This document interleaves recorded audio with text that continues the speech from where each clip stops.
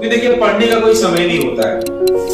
अगर मान लीजिए कि आप निशाचर प्रवृत्ति के व्यक्ति हैं तो आप रात भर भी जग के पढ़ सकते हैं। अगर आप मुर्गे प्रवृत्ति के व्यक्ति हैं तो आप सुबह सुबह उठ के पढ़ सकते हैं। तो कहने का मतलब कि कोई अगर ये आपको कह रहा है कि रूटीन बना के पढ़ो, सुबह सुबह उठ के पढ़ो या रात में जग के पढ़ो, तो दूसरे के बहकावे में मत आइए।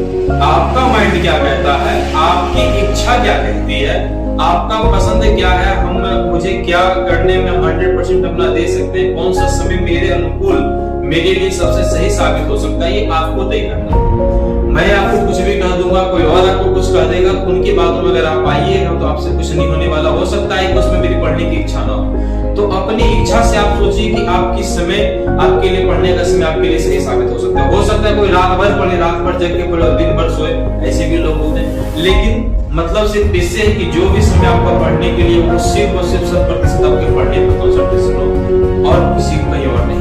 अगर आप इधर उधर समय व्यस्त कर देते हैं, समय को बर्बाद कर रहे हैं, पढ़ने के लिए बैठते हैं लेकिन आपका ध्यान कहीं और रहता है, उस पढ़ाई का कोई मतलब नहीं है। इसलिए जिस प्रवृत्ति के आपने आपका नेचर जो है उसी नेचर में खुद को ढालने का प्रयास कीजिए। किसी को देख के उस रूप में ढलने की कोशिश कभी मत कीजिए। आप जो हैं वो बने रहिए। आप अपने में वो बदलाव मत कीजिए जो कि आप हो ही नहीं सकते, आप बन ही नहीं सकते। आपको लगता है कि किसी अकॉर्डिंग करके अपने अनुसार करके अपना 100% अपने एग्जाम में दे सकते हैं, अपने बेहतर भविष्य के लिए कर सकते हैं, तो आप वही काम कीजिए। दूसरे के बहकावे में या दूसरे की बातों को मान के दूसरा क्या कर रहा है ये सोच के, ये देख के अगर आप करते तो कहीं कि आप उससे पीछे हैं और वो चीज आप कर नहीं सकते। इसलिए जो आप हैं वो वही बने रहिए, बदलाव करने की कोशिश कभी मत कीजिए, क्योंकि आपका माइंड, आपका दिलो दिमाग ही इस चीज को कह सकता है कि आपके लिए बेहतर क्या होगा।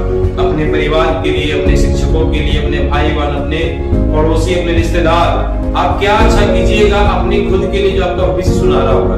दूसरों तीसरे की बातों को सोच करके आपका कुछ हासिल, अपने बस अपने पेरेंट्स के बारे में सोचिए, अपने भाई बहन जो भी आपके गुरुदेव हैं उनके बारे में सोचिए कि मैं क्या ऐसा करूंगा जो उन्हें बेहतर लगेगा